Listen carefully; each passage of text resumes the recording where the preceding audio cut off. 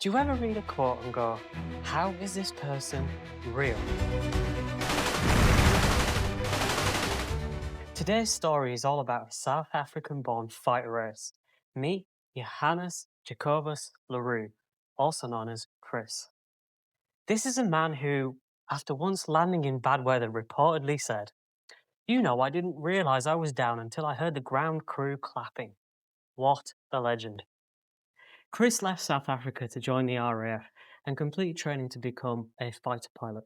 He joined 91 Squadron on the 20th of February 1941, flying Spitfire Mark-Vs from RAF Hawkinge in Kent, part of which is now actually the site of the Kent Battle of Britain Museum.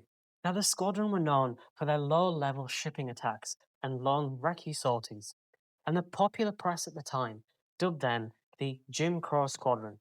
Not to be confused with the Jim Crow in the US Army, but that's the story for another day. Chris made a name for himself flying sorties over the English Channel, and in August 1941, he began to mark down his first combat kills. But there's a moment on the 4th of September 1941 which really jumps off the page.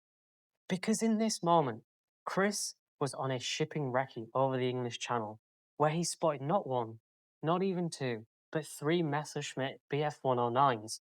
Now, being the sort of guy who wasn't afraid of a brown trouser moment, Chris reportedly dived in. And he completely disintegrated the first enemy plane under cannon fire, swiftly followed by a volley of machine gun fire at the remaining 2. And likely with fuel and ammo beginning to run low, he reportedly took aim at them again, and at the remaining aircraft, he fired. And he eventually destroyed yet another one that fell into the sea. For that, he received the personal congratulations from AOC 11th Group. By the 4th of October, Chris LeRoux had reportedly flown over 200 sorties, and he was credited with a further 4 victories, and he actually received the Distinguished Flying Cross.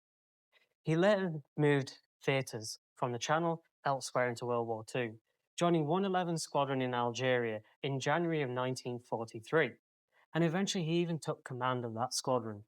Then, in July of 1944, Chris was given command of 602 Squadron in France, operating over the invasion front, by then having already received a bar to his DFC. From what we know, his final total included 16.5 German fighters, totally destroyed, with 2 more probable unconfirmed kills and 8 damaged, plus another aircraft which he probably destroyed on the ground, from what we understand.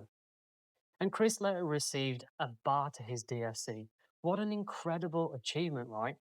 Sadly, this distinguished flying career came to an abrupt end on the 19th of September 1944 because Chris was killed in a flying accident.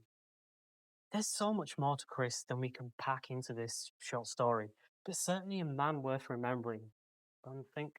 So, here's the question. What sticks with you more? The numbers or that one line after landing? I didn't realise I was down until I heard the ground crew clapping. If you want to know the forgotten ace next, tell me who. If you learnt something new, hit follow and subscribe, give us a mention if you want to learn more about forgotten names in aviation. And if you're into aviation art and gifts, come find us at Marqforde Aerospace. Follow me, I'm Plain Crazy.